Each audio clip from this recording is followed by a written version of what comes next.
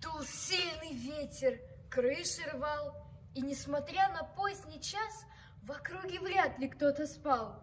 Стихия не на шутку разошлась.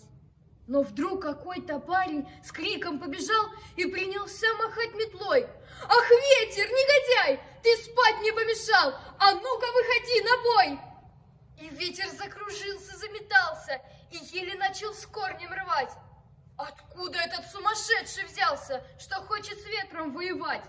Но парень не сдавался и метлой махал, и удалялся вглубь полей, и впрямь неплохо с ветром воевал.